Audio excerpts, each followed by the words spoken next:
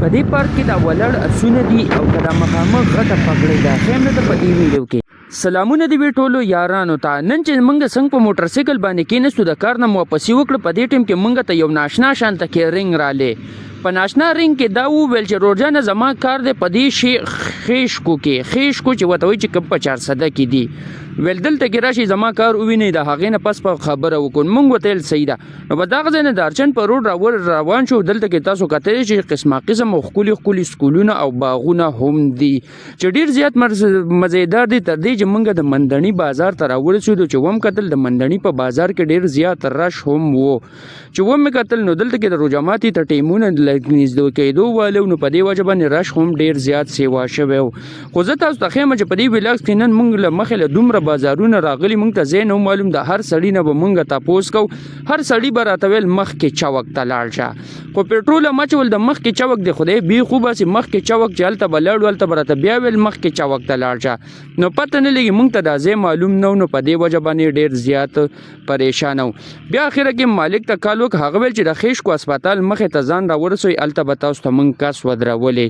موږ ویل صحیح ده بېغمه شه. خو دا د چارسري د ټول نه غټه دیره ده چې کم ډېره زیاته مشهوره ده چې د دې سر تر نن تاریخه پورې چا نه دی معلوم کړی. ولې به نه معلوم کړی، خو موږ په خپله باندې نه دی معلوم کړی.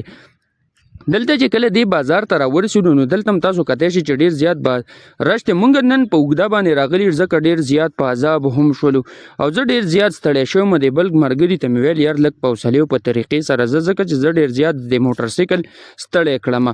خو خیر تر دې چې موږ دې بابې خیشکې ته راورسېدو، دا چې کوم د دې خیشکو گیټ ته دلته راورسېدو، دلته هم ډېر زیات تپوسونه وکړل تر دې چې موږ اخره فاینل چې هغه کور ته راورسو په کوم کور کې چې کار دی، په کور کې هم کار ولیدو. بس مالک سره هم رابطه وکړو. موږ ویل صحیح ده، په موبایل باندې به خبره وکړو په واتساپ باندې.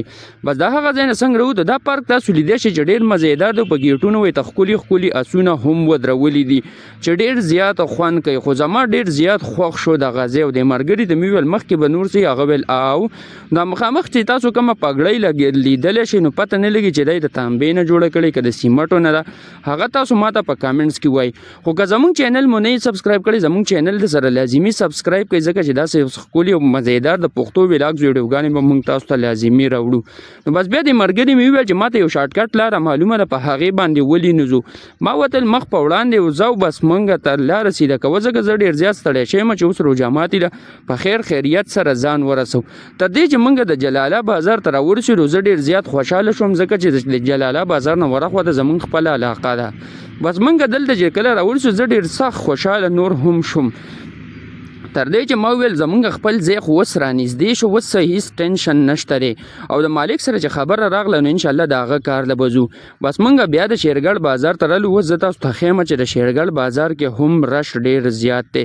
تاسو لیدی شئ چې هر سړی د خپل روژه په تاکال کې دی چې یاره موږ خپل روژه ماتې ټول نه ښه وکړو او ښه مزیدار یې یوسو. نو بس رش په دې وجه موږ د شارټکټ لاره اختیار کړله په دې لاره باندې، ځکه چې دا د مارکیټونو په منځ کې د مارکیټونو غونډ باندې یو دوکان نیم کولاو دی. خو دلته زموږ د ملګري ته راید چې زه به لوبیا اخلم، ځکه چې روژه ماتې رانږدې دی. نو دا د شیرګړ هغه پل دی چې ماشاءالله په دې مازدیګري کې ډېره ښکلې سینري د دې ښکاري. دا پل چې موږ کله راکرس کو خپل کلي ته راتلو نو ما ویل زه په دې ځای کې خپل ولاګز ختم کوم. ملاویږو پر روان ولاګز د الله په امان.